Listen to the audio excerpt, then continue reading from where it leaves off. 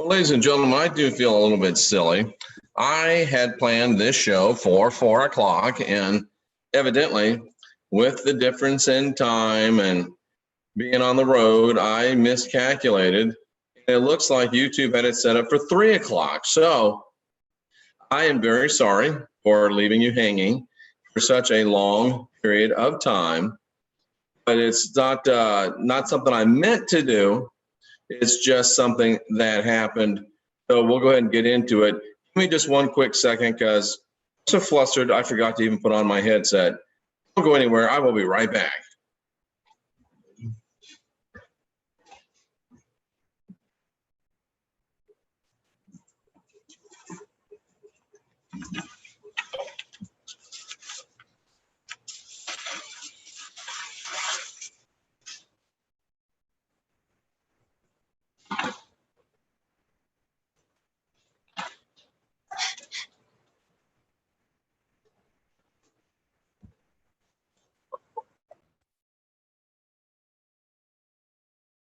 Now that explains the text messages that I was getting about, is everything okay? Are you all right?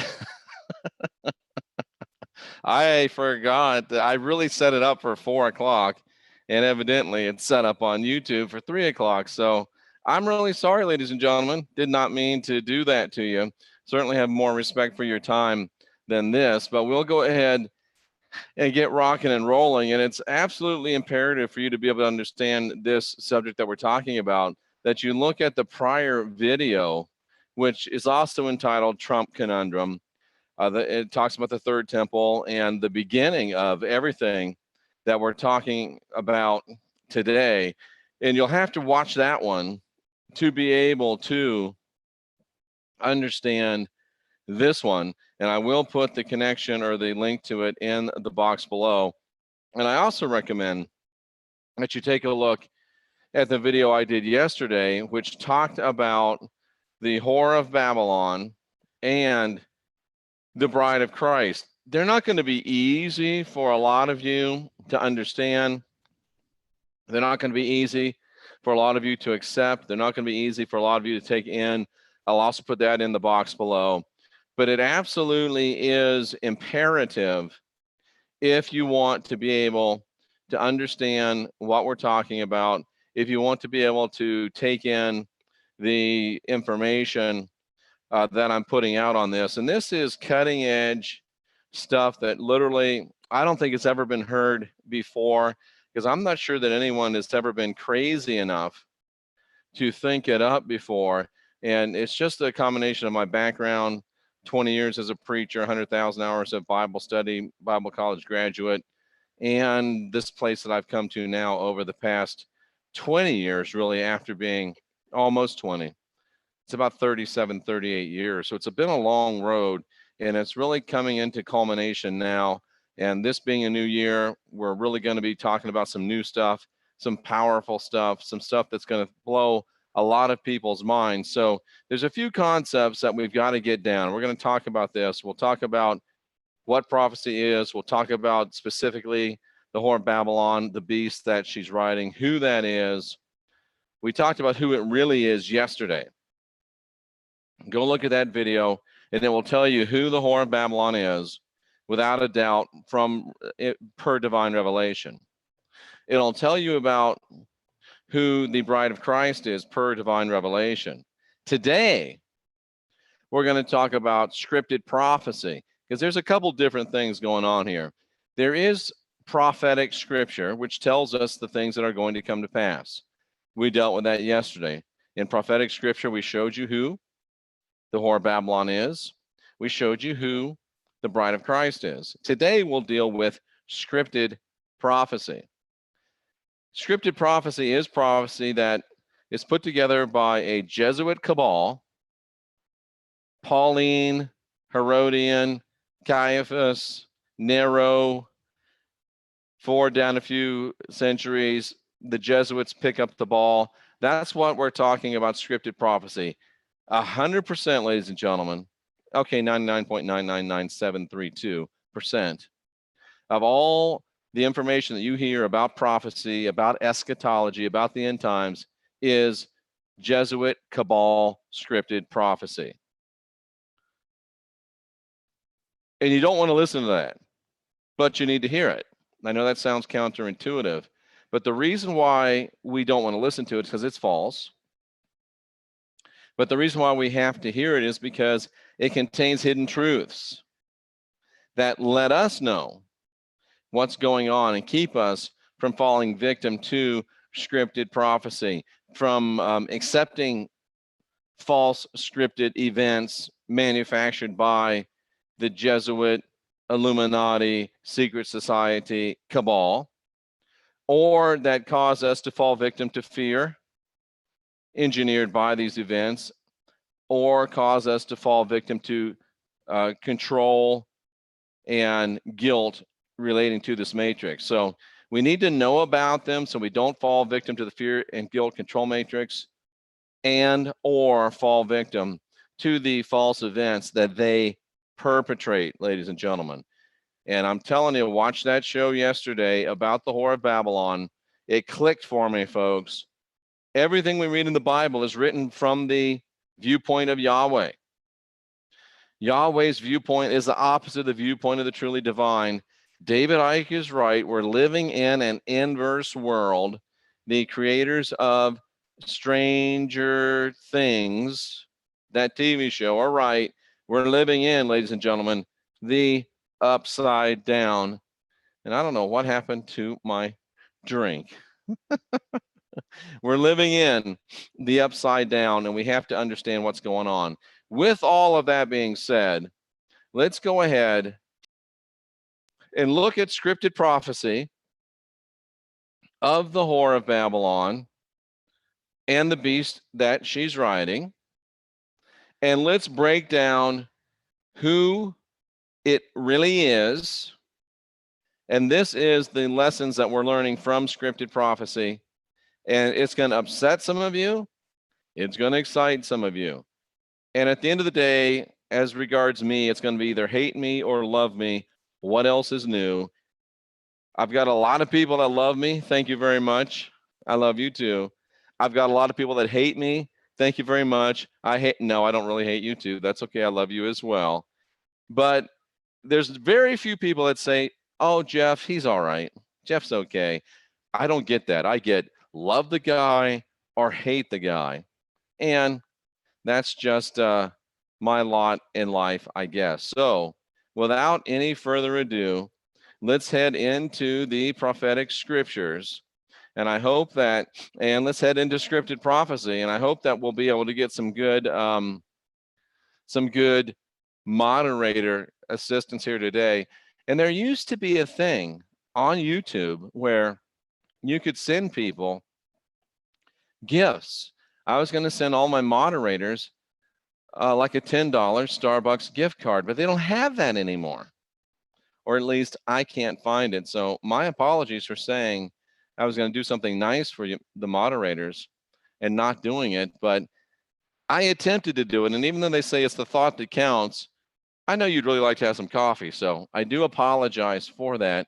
And I just wish I could find my drink. I hate to do this to you, but I can't get through this without a drink. So BRB. Oh my.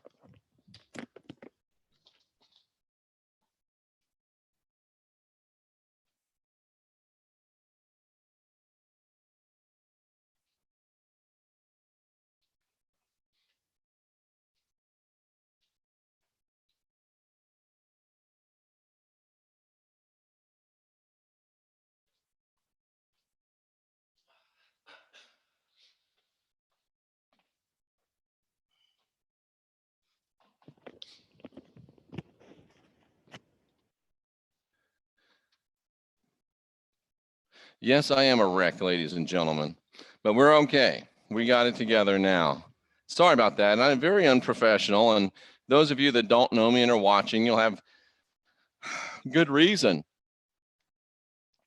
No, I don't have boxers on. I'm fully and completely dressed, ladies and gentlemen. I just didn't want to make you watch an empty chair. So sorry about all this, but I think it's going to be worth it. So let's go ahead and jump right into the scriptures at this point. Let me make sure we got just what we needed, because I have really messed you guys over, but unintentionally so. So I hope that you can forgive me. So here we go. Pardon me. There is a mute button. Don't know why I didn't use it. Okay. The book of Revelation. And the very fact that the book of Revelation is a subject of great fear is testament to the power of the Jesuit Illuminati secret society cabal. Because Revelation, the word is apocalyptos or apocalypse, and it means to unveil. And so many people are feeling very, very afraid of apocalypse, when apocalypse really just means to be unveiled. So here's the woman on the beast. We talked about this whore yesterday, and this is not King James. Let's go to King James Version, because I know most of you are most familiar with that, but we'll be able to refer back to these other versions because that's very helpful. Doggone it. That's not the way I wanted this to go. Guess what? You're going to have to live with the Berean Study Bible, because I want to be able to refer to these other versions and do it in this fashion. I think we may change things up just a little bit and do things this way, because I like how we can do this. So 7 angels with 7 bowls. And remember, in the upside down world, in the inverse, angels, which we read yesterday to you, are supposed to be ministering spirits to those of us that are seeking the Christ. They're supposed to be serving us. Well, these are coming with bowls of wrath.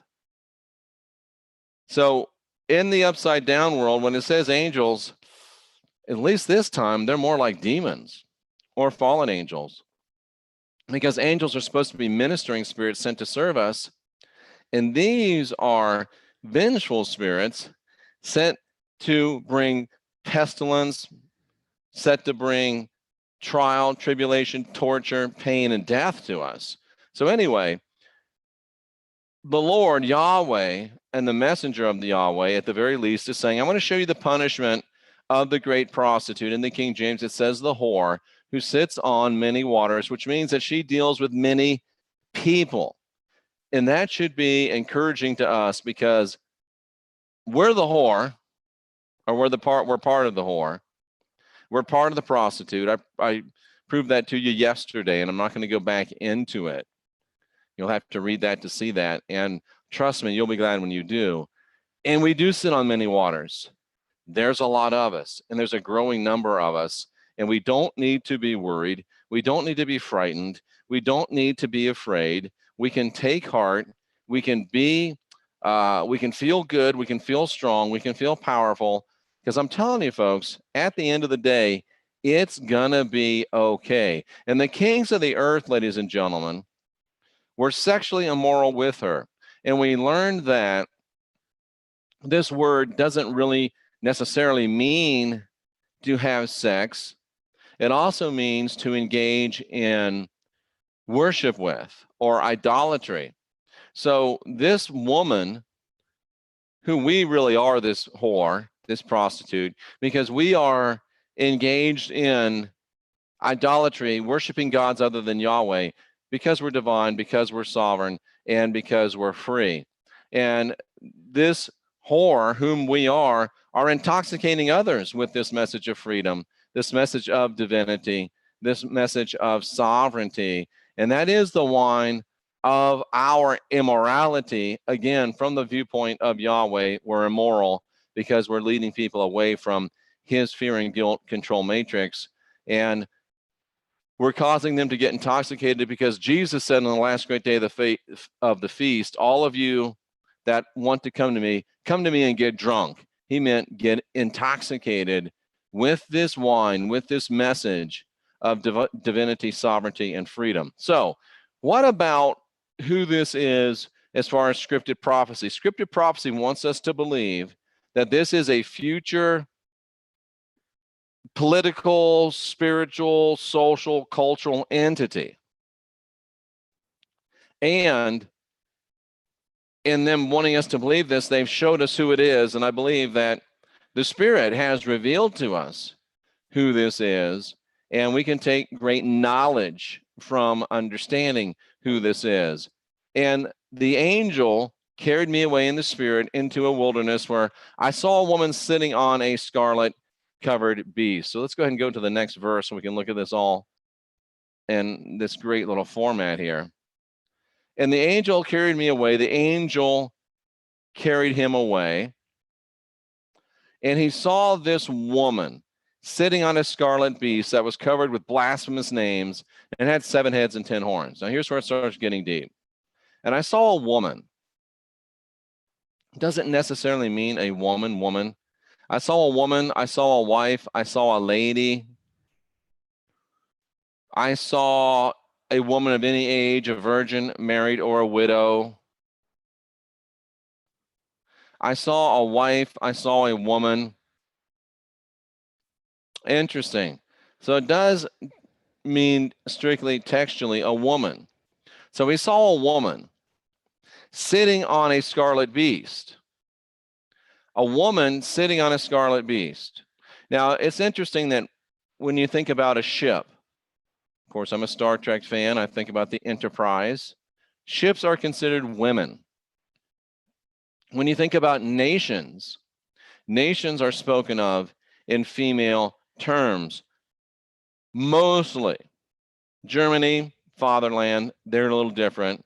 But, Mother Russia, Mother America, generally speaking, nations are reckoned as women, and the woman and the nation that is represented here is a woman, and it is a nation that is matriarchal in its inheritance and passing on of its signature religion. So I'm tipping my hand just a little bit.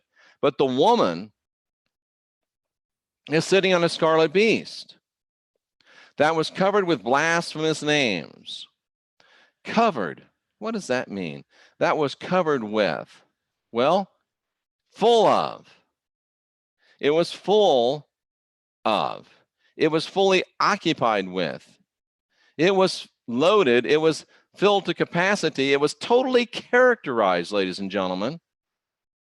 Totally characterized. Its dynamic motion moving towards is totally characterized by what, ladies and gentlemen? Characterized by a name. A name. A name. See, it's not names like King James says. It was a name. A name, a character, a fame, a reputation. This beast, ladies and gentlemen, is characterized by a name. A famous name, a powerful name, but yet also a blasphemous name. What does blasphemia mean? Abusive or scurrilous language, blasphemy, slandered, sluggish, slow, a name that has been switched. A name that has been switched, ladies and gentlemen. So this beast was covered with blasphemous names, boastful names, powerful names, strong names, a name that encompasses and puts a picture in your mind of exactly what and who this beast is. And it had 7 heads and 10 horns. 7 heads. What are the heads, ladies and gentlemen? The heads are heads, rulers, lords. And it's about building. Just keep that in your mind. So the heads are about being ruled by people and people that want you to build. And then the horns, ladies and gentlemen, are powers. So if we take 7 and we multiply it times 10, we get 70. Now, sometimes scripture, prophetic scripture, and especially scripted prophecy doesn't get it perfect, but it gets it very nearly so. Watch this.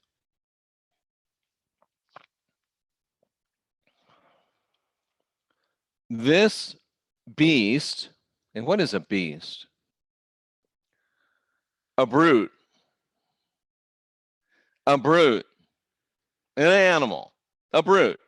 It really means a brute. So this brute, and the beast is scarlet, ladies and gentlemen. Crimson, scarlet, dyed reddish. This beast is dyed reddish, ladies and gentlemen.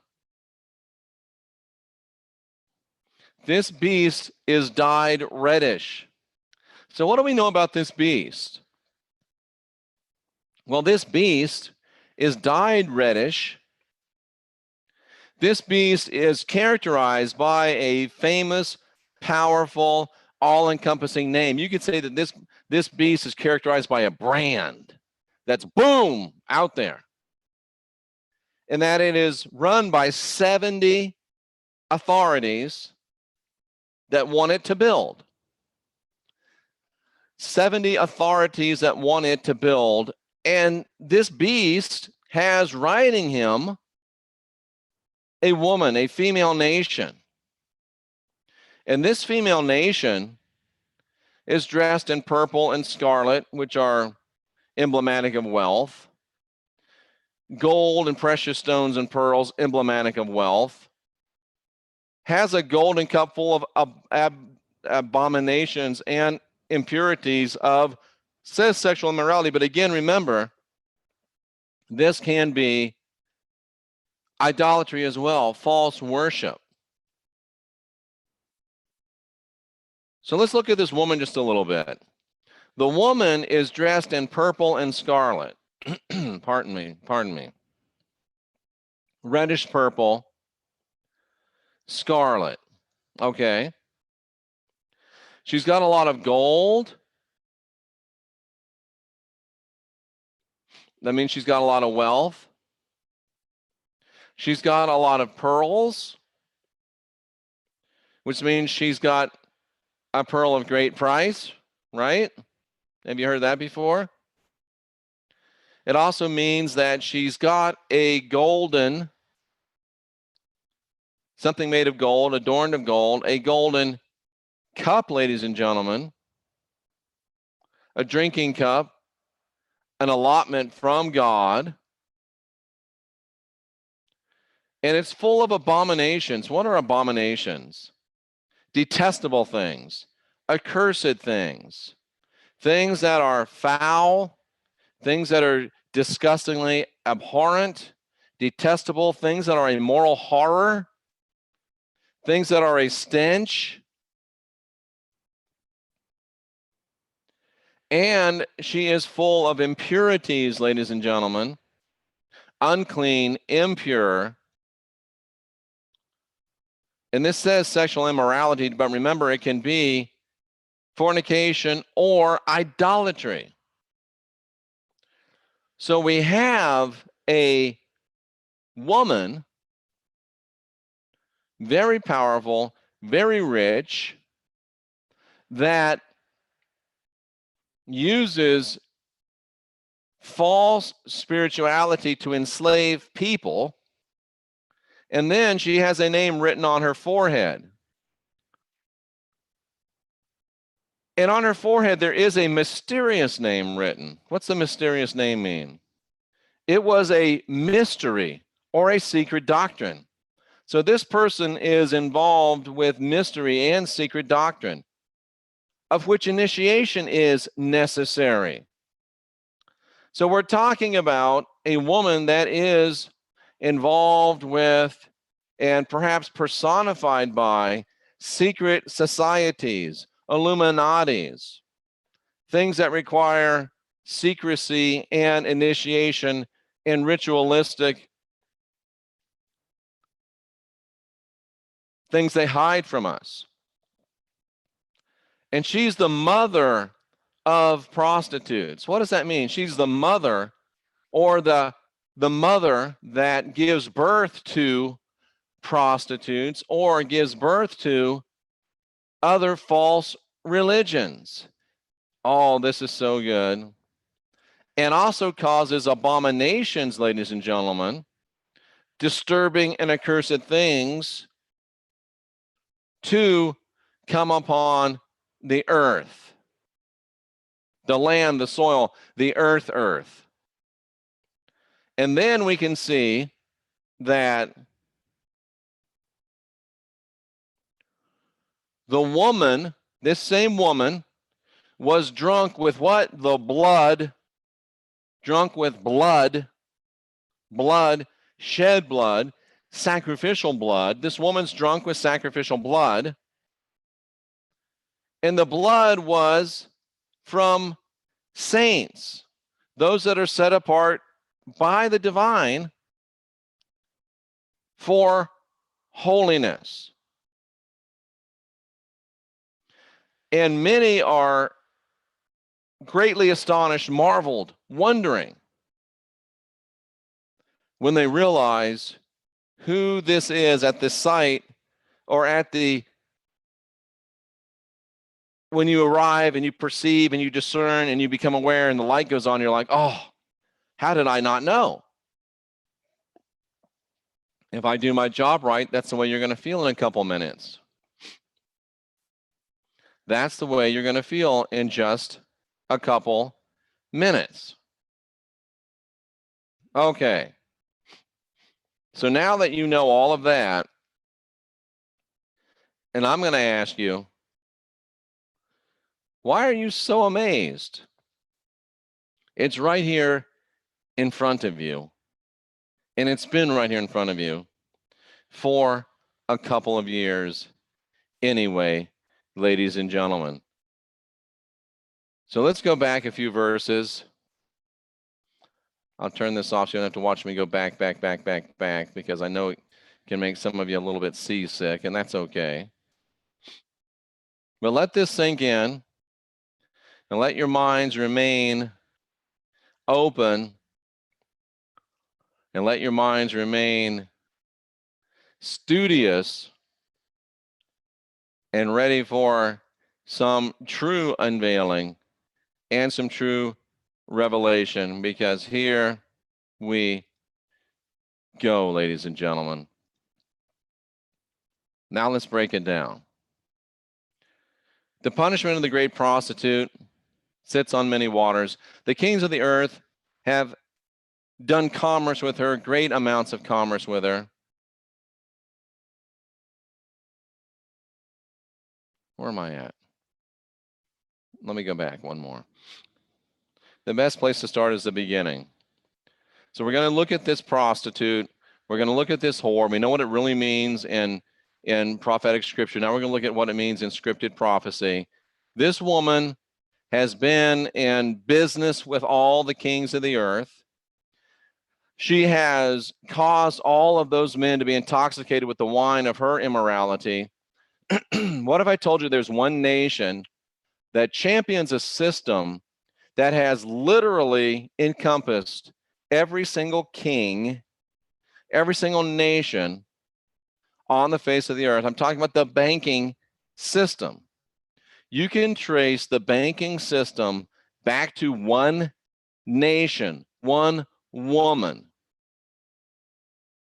One nation, one woman was the originator of the banking institution that has spread to encompass every single king of the earth, and is, in a very real sense, an intoxication of which all of them do and must drink of necessity.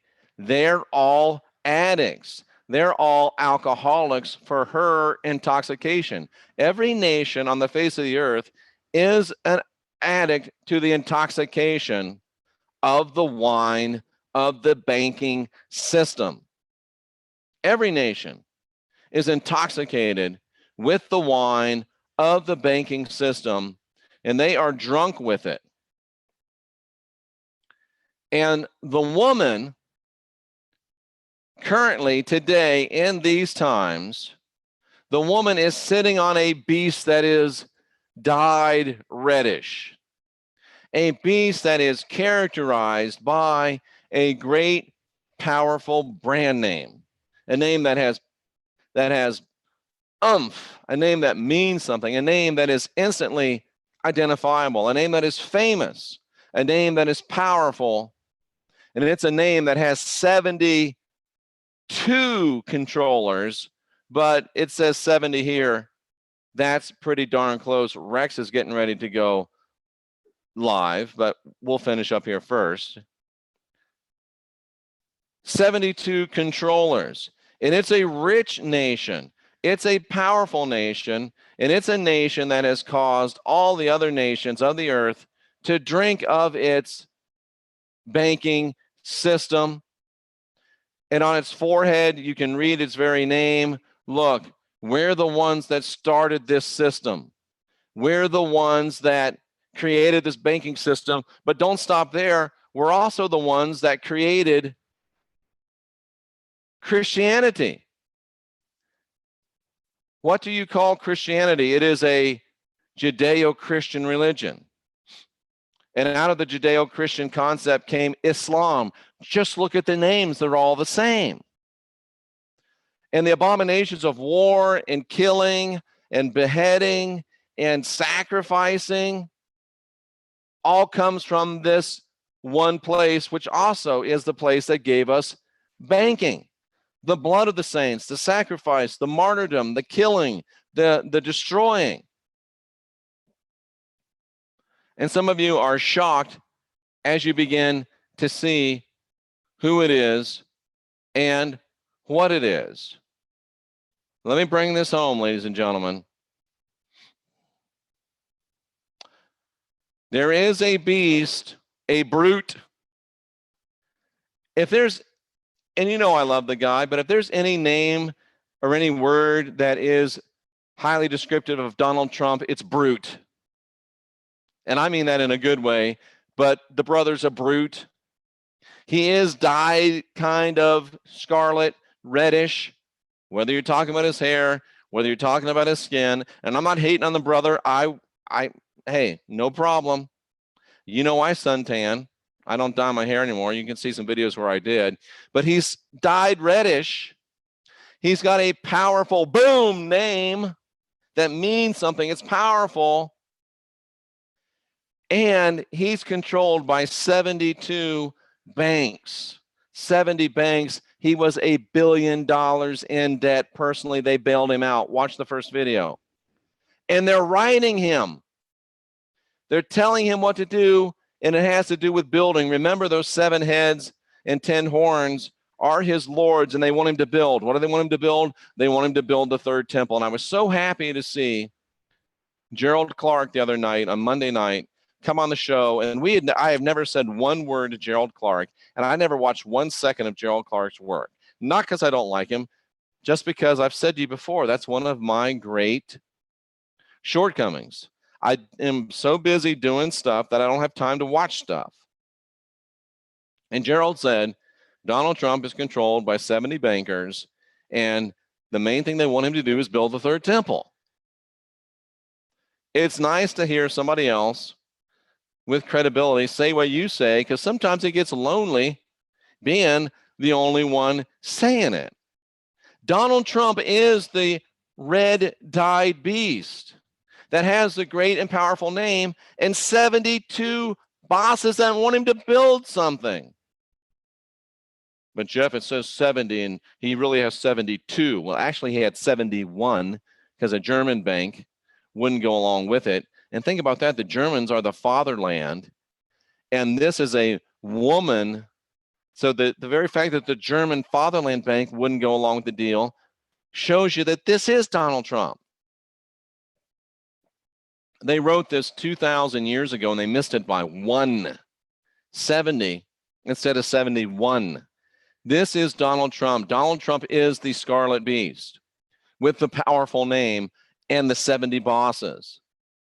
And the woman writing him is the rich nation. She is the one that has the abominations of the banking system and the abominations of being the cradle of the 3 great Abrahamic religions: Judaism, Christianity, Islam. And she's happy about it. She brags about it. I'm the mother. And there's no reason anymore, ladies and gentlemen, after you've seen this, I know that you're utterly amazed to understand this and to see this, but ladies and gentlemen, why are you amazed? It's as plain as the hair on Donald Trump's head, ladies and gentlemen.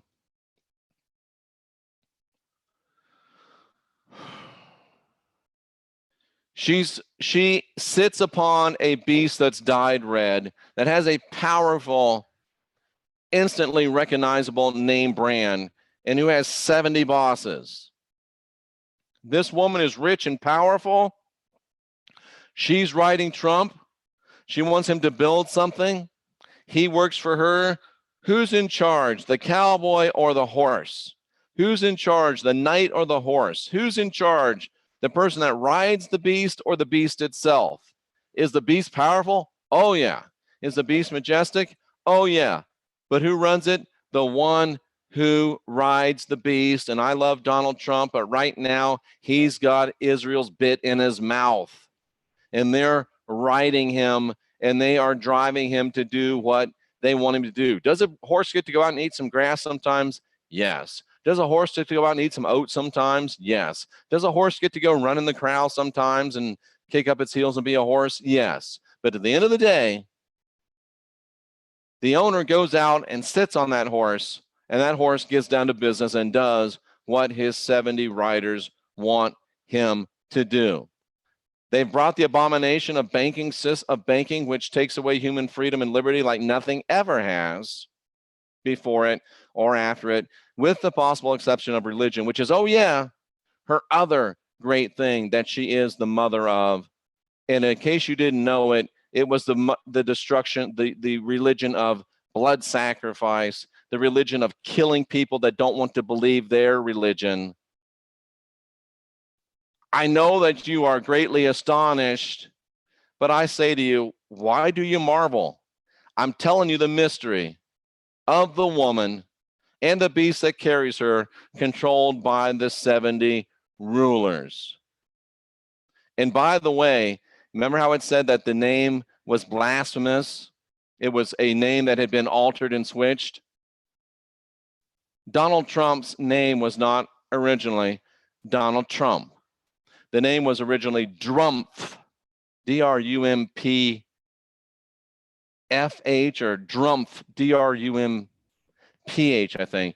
So the name itself was originally Drumpf. Now it's Trump.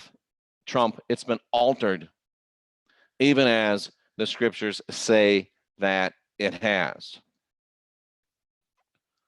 Wow. Drumpf, D-R-U-M-P-H. Thank you, Nigel. Am I right? Yeah, I'm right. Is it a little bit speculative? Just a tiny, tiny bit speculative. Is it revelation knowledge? Yeah, I think so. There we go, ladies and gentlemen. There you go, ladies and gentlemen. Patricia Blakely says she doesn't buy my interpretation. With all due respect, Patricia, can I say what interpretation? Which one of the direct textual references that I showed you did you not like? Now, if you really study out the text and you think I'm wrong, I can accept that. We can disagree, we can talk. But if I show you directly from the text and you don't like it just because you say, I don't like it, shame on you. If you don't want to listen just because you're like, you know, a child, la la la la la la la la la, I'm not gonna listen, la la la la la la la la, that's not what I've known, that's not what I've heard, then shame on you. If you can go into the scriptures and show me where I'm wrong when those words are so specific and so exacting, good on you. But until then, don't just say, I don't believe you. You can say that, but it's not, you owe yourself more than that. You owe yourself more than that. And if at the end of the day, you can show me scripturally where I'm wrong, okay, I'll thank you and I'll move on. But right now, ladies and gentlemen, if you look at those texts and look how that text was broken down, nice to see you, Derek. I don't see how we get around it. It's perfectly descriptive. And at the very least, ladies and gentlemen, it should cause us to wake up, smell the coffee, and take some stock in what we're seeing. Ladies and gentlemen, get ready. If they try to build that third temple, get even more ready. If, as I shared in the last video, if a plastic Jesus shows up at that temple with the Pope and with and they build the temple, I'm telling you what's going to happen. If we can't stop them, they're going to build a temple, the mosque will be there, and a church will be there, and it will be the uniting of the three great religions. Jesus himself will come back in a ship. Trump will be there. Pope Francis will be there. The new high priest will be there. Netanyahu will be there. Copeland will be there. Osteen will be there.